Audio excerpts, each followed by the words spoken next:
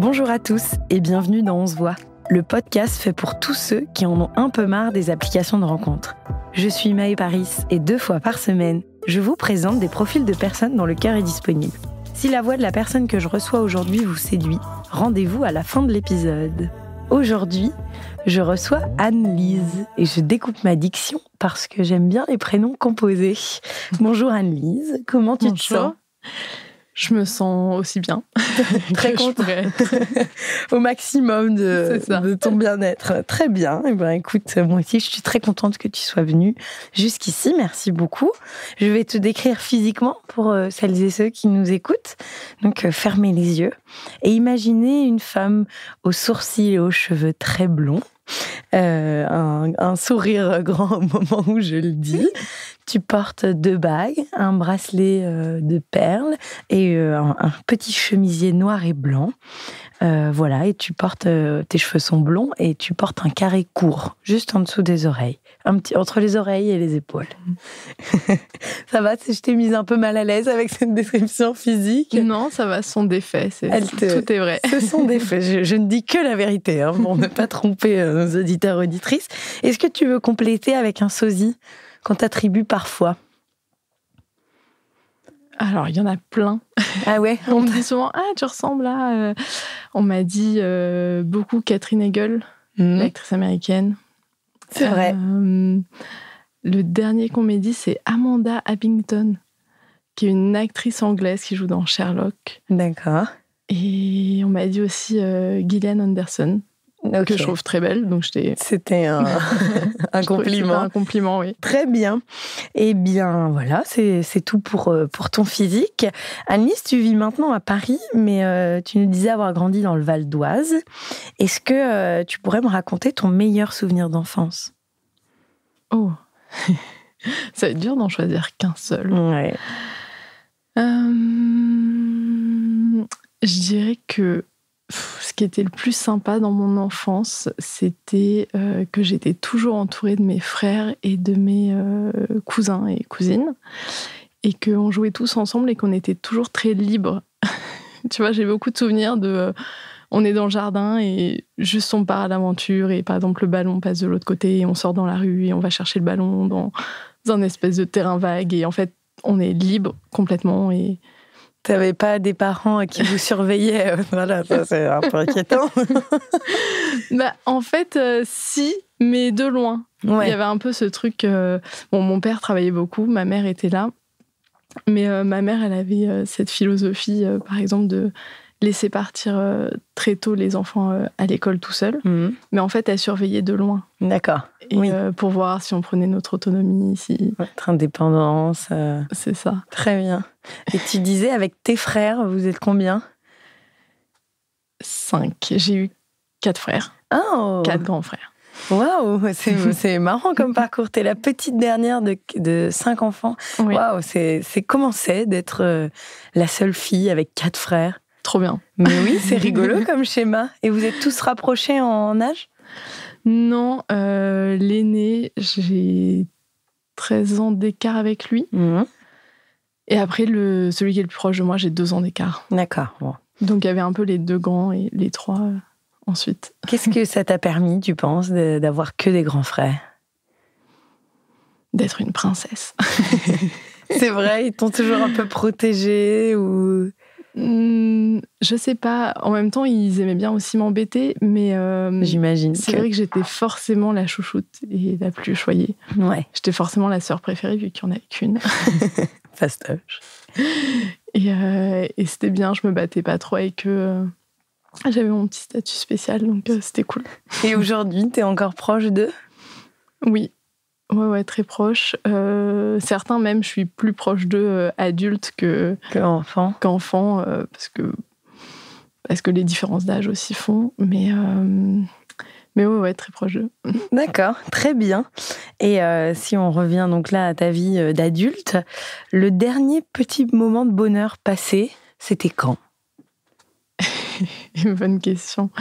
Ça va être très particulier. Bon, je sais pas aussi comment les gens définissent le bonheur et leur vision. Moi, je pense qu'il y a des moments de bonheur un peu tous les jours dans des petites choses du quotidien, mais le premier moment qui m'est venu à l'esprit, c'est un moment très particulier, je dirais, avec mon frère cet été. On s'est retrouvés tous ensemble. Il faut savoir que mon frère aîné avait un cancer. Et en fait, c'est la dernière fois qu'on l'a vu juste avant qu'il meure. Ah. Du coup, c'est un peu partagé maintenant, mais sur le moment, c'était vraiment un moment de bonheur. Et c'est rare, en fait, comme on est 5, qu'on soit tous ensemble au même endroit. Ok, donc tu gardes ce moment précieux pour toi. Bon, ça va aller, t'inquiète. Allez, on va essayer un petit peu de te faire penser à autre chose. Qu'est-ce que tu as prévu ce soir après l'enregistrement ? Rien. Le bonheur, rien. J'ai rien de prévu. Ouais, souvent, tu es du genre à planifier, t'as un emploi du temps hyper chargé ou tu te laisses aller à... Les deux. J'ai un emploi du temps très chargé niveau travail, qui est très organisé en fait, parce que je peux pas trop bouger les choses. Par contre, j'aime bien me laisser des espèces de plages où rien n'est planifié. Et du coup... Tu peux te permettre, on peut t'appeler au dernier moment et parfois tu peux en être, quoi. Carrément. Parce qu'il y a des gens à qui proposer en last minute un verre dans 1 heure, on sait que c'est foutu. Mais toi, parfois, on peut... Ah non, moi, on peut. Très bien. Et on parlait d'ailleurs de sortir. Qu'est-ce que tu fais en général avec tes amis quand tu bosses pas ? Cette année, c'était assez marrant parce que je m'étais créé une liste de 100 choses à faire avant mon anniversaire. Ah. Donc 100 choses que j'avais soit jamais faites, soit que je voulais refaire, etc. Et donc du coup, quand on se voyait, on essayait de faire de remplir la liste. 100, c'est pas rien. Dis-nous-en quelques-uns. Voilà. On a été faire du trampoline. Je suis allée monter sur un ballon. Un ballon, c'est-à-dire ? Oui, le ballon à Paris, là, tu sais, la montgolfière qui monte à 150 mètres de haut. Non, ça te dit rien ? Ah non ? Dans le 15e, ouais. T'es pas monté dans la flamme olympique tous les soirs, Anne-Lise ? Non. Ah non, je connais pas ce... Il y a un ballon dans le parc André Citroën et qui est là pour mesurer la qualité de l'air. Et ils emmènent des visiteurs dedans. Ah. Donc on peut monter et voir la vue et redescendre. Génial. Et ça y est, ton anniversaire arrive ? Il est passé, du coup, il était au mois de juillet, mais je n'ai pas fini la liste. Donc... Il t'en reste. Qu'est-ce que t'as pas réussi à faire, notamment ? Aller au casino. Ok. Pour jouer au blackjack. Elle a dû être marrante à élaborer cette liste. T'as dû t'occuper un petit moment. C'est ça, j'ai eu beaucoup de sorties très drôle. Après, je voulais aussi me faire une retraite de yoga. C'est quelque chose que j'aimerais bien faire. Voilà, là, j'ai pas forcément d'autres choses qui me viennent en tête, mais... Encore des belles choses à venir pour l'année arrivant. Quel âge tu as ? Tu veux dire ton âge ou tu préfères ne pas en parler et laisser flotter le doute Moi, j'ai toujours 30 ans. D'accord, très bien, bah voilà. C'est noté. À voir depuis quand tu as 30 ans. Mais... Et qu'est-ce que c'est ton rapport au sport ? Est-ce que tu pratiques du sport ? Oui, beaucoup. Ce qui est marrant parce que j'étais pas du tout sportive plus jeune. Et j'aime pas trop la compétition, tout ça, à l'origine. Et à un moment donné, comme beaucoup, je faisais du sport pour m'entretenir. J'avais un travail dans un bureau et je me suis dit faut quand même que je fasse quelque chose. Donc je me suis inscrite à un cours de pilates et ça a changé ma vie. Ah ouais. Donc je suis aujourd'hui enseignante de pilates. En effet, ça a vraiment changé ta vie. C'est ça. Et je me suis réconciliée avec mon corps et du coup depuis je fais plein de sports quasiment tous les jours. Je fais beaucoup de yoga, beaucoup de pilates. Je vais à la salle de musculation. Qu'est-ce que ça t'apporte le sport Beaucoup de bien-être, ouais. Tout simplement, parce que quand t'as envie de te défouler, tu peux aller courir, mais quand t'as envie d'un truc plus calme, tu peux faire du yoga. Quand t'as envie de penser à rien, je fais du pilates et je pense à rien, et en même temps... Donc bouger, c'est devenu un peu ma vie. D'accord, très bien. Est-ce que tu peux prendre, s'il te plaît, ton portable et me parler de ta dernière photo Instagram ? Oula, ça va être vu à mon avis. Qu'est-ce que ça va être ma dernière photo Instagram? Même moi, je ne sais pas. Parce que tu postes peu? T'es pas trop sur les réseaux? Ouais, je poste peu. Je devrais plus pour mon activité professionnelle, mais c'est une autre question. C'est une photo du mariage de mon frère. Ah. Et t'es avec, du coup, tous tes témoins? C'est ça, avec les autres témoins, parce que moi, il m'avait demandé d'être l'hôte, la maîtresse de cérémonie. Ah oui, très bien. Parce qu'il a fait une cérémonie laïque, donc j'ai fait... Comment t'as géré ce rôle? Est-ce que tu es à l'aise pour avoir des prises de parole en public, par exemple? Non, pas vraiment. Donc c'était pas facile alors. Donc c'était pas facile, mais pour lui, j'étais prête à le faire. Et finalement, ça s'est mieux passé que ce que je pouvais imaginer. Ça s'est très bien passé, en fait. Ah. Toi, t'aimerais te marier un jour? Oui, c'est pas... Je peux bien vivre sans, mais oui, pourquoi pas. Très bien. Et qu'est-ce qu'ils font, tes parents, dans la vie? Qu'est-ce qu'ils faisaient? Je sais pas s'ils travaillent encore. Non, ils sont retraités, mais ils étaient tous les deux pharmaciens. Ok, très bien. Et toi, tu rêvais de quelle vie quand tu avais 15 ans? Alors, quand j'avais 15 ans, je sais pas si c'était vraiment mon rêve ou ce que j'imaginais de la vie. Je pensais qu'à 27 ans, je serais mariée, que j'aurais un enfant. C'est précis, que j'allais acheter la maison. Oui, 27 ans. Non, mais il y avait tout un calcul dans ma tête. Genre, il faut faire 5 ans d'études et après, il se passe ci, il se passe ça. Donc, j'étais quelqu'un d'un peu... rigide et carré, et il s'est rien passé comme prévu. Donc tu t'es dit, allez, moi j'arrête de faire des plans, si on m'appelle au dernier moment pour boire un verre, il faut que j'ai un peu d'espace. C'est ça, et pour le mieux en fait. Oui, parfois si les choses ne se passent pas comme on avait prévu, c'est qu'il y a une raison. Et aujourd'hui, quand tu te vois dans le miroir, qu'est-ce que tu te dis? Que je suis trop bonne. Non. Tu peux. Non. Qu'est-ce que je me dis quand je me regarde dans le miroir? Déjà, je me regarde pas beaucoup dans le miroir. C'est une première info. Et ça va. Je sais pas, je suis en paix avec me regarder dans le miroir. Ouais, ça te fait une niche. Souvent, je regarde quelque chose, quoi. Je regarde si les couleurs que je porte vont ensemble, ou des choses comme ça, mais je me regarde rarement. Oui, c'est pas une obsession, ton apparence, bien au contraire.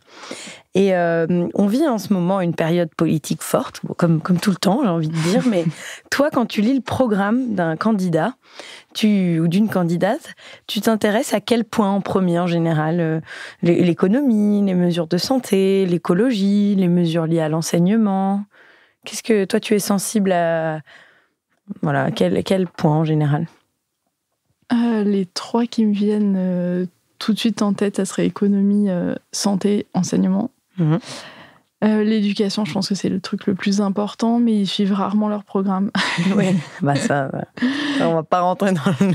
Voilà, ça devient pas un débat politique. Et l'économie, c'est un petit peu le nerf de la guerre. Je pense que on peut pas s'en passer. Je pense qu'il y a beaucoup de soucis qu'on va attribuer à certains éléments qui sont en réalité des soucis qui viennent de l'économie. Et toi, tu t'intéresses à la politique? C'est un sujet que tu abordes en famille, avec tes amis, ou pas spécialement? Alors, pas trop avec mes amis. Ma famille aborde beaucoup la politique. Il y a pas mal de militants et de gens engagés dans ma famille, donc c'est un sujet. Je m'y intéresse parce que je pense quand on vit dans une société, il faut un minimum s'investir et s'informer. Après, je suis effectivement pas la plus calée non plus, donc voilà, entre les deux. Très bien. Et est-ce qu'il y a quelque chose que tu as déjà fait et que tu ne referas plus jamais? Soit parce que tu l'as décidé, soit parce que... Ah, ça c'est marrant. M'oublier, peut-être.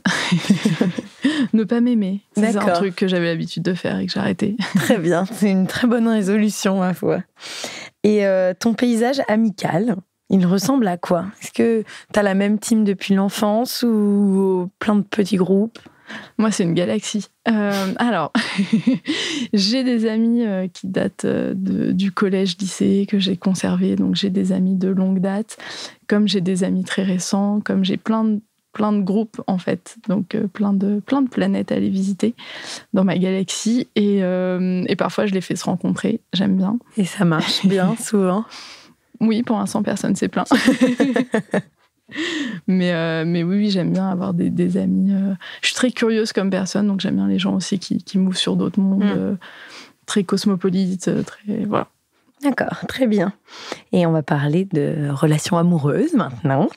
Est-ce que tu veux nous raconter ton pire date ou ton anecdote amoureuse la plus foireuse, sans rentrer dans des trucs... C'est marrant parce que le pire date, malheureusement, j'aurais plusieurs exemples. Donc merde. Qu'est-ce que je choisis ? Est-ce que je choisis le gars hyper plat et où tu te dis mais quand est-ce que ça se termine ? Ou est-ce que tu choisis celui qui est presque à te demander en mariage à la fin du date ? Ah merde. Parce que j'ai eu les deux. Waouh. Mais on t'a vraiment demandé en mariage ? Non, pas jusque-là, mais à la fin, il me disait non, mais on est ensemble, viens, on prépare des vacances ensemble. Enfin, et il me dit ça et j'étais genre... Mais je vous étiez embrassés 2 heures. Non, même pas, je crois pas. Purée, ouais, c'est donc, un pari sur le... Donc il a eu un sacré coup de cœur. Et en plus, il n'était pas partagé, donc c'était encore plus... Gênant, voilà. Mais il était très gentil. Très bien, vous êtes pas revus du coup ? Non, du coup, non. Vu comme il s'était emballé, je me suis dit qu'il valait mieux lui dire. Oui, voilà. Pas plus lui faire de peine. C'est ça. Et quand tu rencontres quelqu'un qui te plaît, t'es du genre fonceuse ou t'aimes bien prendre ton temps au début d'une relation ? Alors, je suis fonceuse avant la relation. C'est-à-dire que si quelqu'un me plaît, je vais aller le draguer. D'accord. Et après, dans la relation, par contre, j'aime bien construire avec le temps. Oui, t'es pas du genre à t'emballer trop vite. Non, je prépare pas les vacances à la fin du premier date. Avec un inconnu. Très bien. Et la dernière fois que tu as craqué sur quelqu'un, c'était pour quelle raison ? Il ou elle ressemblait à quoi ? La dernière fois, c'était pour un homme. Qu'est-ce qui me fait craquer ? Moi, j'ai un beau sourire. Ouais. Ça, c'est essentiel. Parce que c'est difficile de répondre, c'est ce que la personne dégage. Mais oui. Donc, elle dégage une certaine énergie. Donc, j'aime bien une énergie assez à la fois sereine, mais effectivement, qui a un truc un peu chaleureux. Et effectivement, j'aime bien les gens qui me font rire. Donc, voilà, c'était ça la dernière fois. Et les 3 qualités primordiales à avoir donc pour ton partenaire, c'est ça ? C'est donc la sérénité, de l'humour. On dit pas l'humour d'ailleurs, parce que tout le monde dit l'humour, mais c'est tellement propre à chacun l'humour. Alors je t'enlève cette carte joker. Les qualités que j'aimerais, c'est déjà une sorte de solidité. Il faut que ma personne soit solide et me fasse me sentir en sécurité émotionnellement. Je parle pas physiquement. Oui, ça c'est compris. Voilà. Après, effectivement, il faut aussi quelqu'un qui soit ouvert d'esprit, qui soit curieux. Enfin, moi, j'aime parler de tout, partager tout. Donc, j'ai besoin de quelqu'un qui puisse donner le change et qui parlait, en fait. Et oui, quelqu'un d'amusant, quoi. Enfin, pas d'amusant, c'est pas forcément lui qui va me faire rire, mais quelqu'un qui aime rire, déjà. Et qui sera OK avec toi d'aller au casino, monter sur un ballon et faire du trampoline, quoi. C'est ça, exactement. OK. Et est-ce que tu penses que tu pourras avoir une relation long terme avec quelqu'un, malgré le fait que vous ne soyez pas en osmose sexuellement, par exemple ? Est-ce que pour toi, c'est quelque chose qui est primordial dans une relation ou... c'est une bonne question. En fait, je vois pas le truc comme ça parce que pour moi, l'osmose peut venir... on peut l'avoir tout de suite avec quelqu'un ou elle peut venir aussi parce qu'elle se construit. Oui. Donc du coup, j'aurais plus cette approche de si la personne me plaît et que tout est OK et que c'est ça le souci, j'aurais l'honnêteté de le dire et de me dire OK, qu'est-ce qu'on fait pour... De réfléchir ensemble à améliorer. Okay. Exactement. Très bien. Maintenant, j'aimerais bien que tu me lises tes red flags et green flags que tu as préparés. T'as l'air d'être fière de... T'avais hâte. Depuis qu'on parle, tu te dis, bon, quand est-ce que c'est mon tour là ? Pas du tout. J'ai eu du mal à les trouver. Mais du coup, je les ai faits. J'ai fait mes devoirs. Je suis quelqu'un de très sérieux. On commence par quoi ? Alors, moi, j'ai tendance à dire que c'est mieux de commencer par les red flags et comme ça, on finit sur une note positive. D'accord.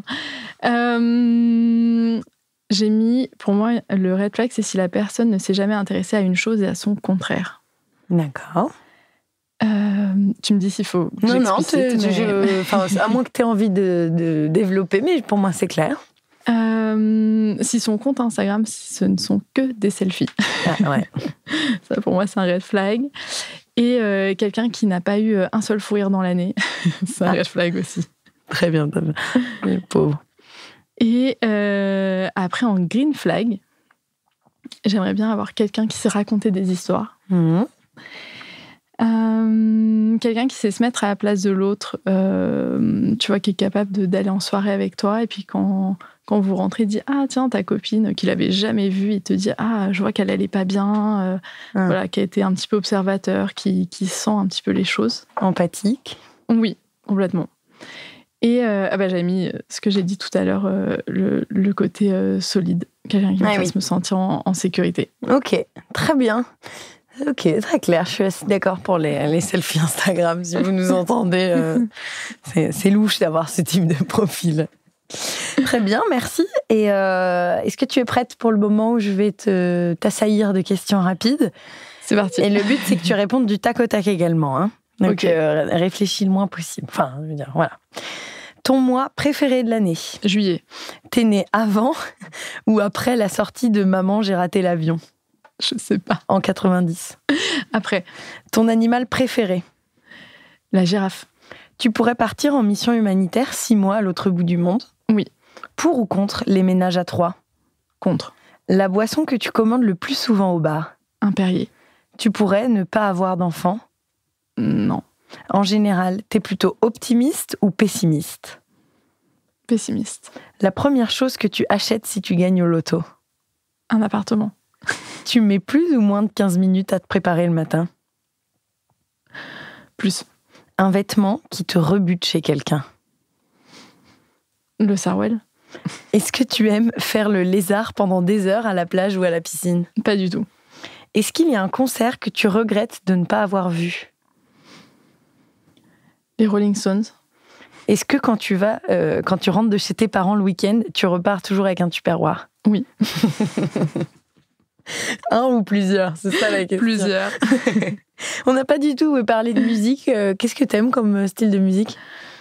J'écoute beaucoup de choses différentes. Je suis assez ouverte là-dessus. Tout dépend mon humeur. Je suis très changeante au niveau de l'humeur et j'ai un peu des périodes.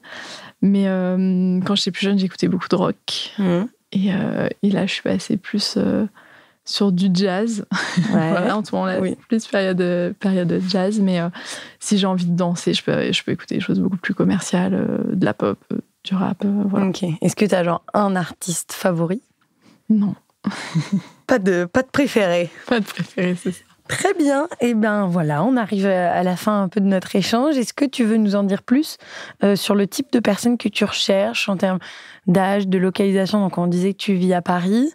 Voilà. Est-ce que tu as des critères en termes de rythme de vie ou pas spécialement ? Si, alors je dirais que je cherche quelqu'un déjà qui est vraiment ouvert à une relation, qui a envie de partager, qui est prêt à partager. Parce que pour moi, c'est ça la relation, c'est que je suis très bien dans ma vie, mais tout ce que je vis, j'ai envie juste de le partager avec quelqu'un, de partager mes joies et tout ça. Et effectivement, comme je travaille comme indépendante, j'ai un rythme de vie qui n'est pas le classique du bureau. Donc j'ai besoin aussi de quelqu'un qui, comme moi, vit pas... je dirais ne vit pas la nuit. Je suis quelqu'un du matin et j'ai déjà été en couple avec quelqu'un qui vivait la nuit et en fait on se voit juste pas. Ouais, ça marche pas. Donc ça marche pas. Et sinon, il peut vivre à Paris, il peut vivre ailleurs. Moi, je suis prête à bouger aussi, donc c'est pas. c'est pas un critère. La localisation. Pas hyper important, non. Ok, très bien. Eh bien, merci pour toutes ces confessions. Merci. Et merci aux auditeurs et aux auditrices qui nous ont écoutés jusqu'ici. Si le profil et la voix d'Anne-Lise vous intéressent, si sa douceur et sa curiosité vous attirent, si vous aussi, vous aimez vous lancer des défis et faire des bucket lists, et si le sport a une place importante dans votre vie, rendez-vous dans la partie J'ai un crush de notre page Instagram On se voit. Vous pourrez écrire directement à Anne-Lise et elle choisira ou non de vous répondre. Merci beaucoup et à bientôt. Merci. À bientôt dans On se voit. On se voit est un podcast original imaginé par Maë Paris et Jérôme Lavilla. Merci aux équipes Engel de nous produire et de nous accompagner dans cette aventure.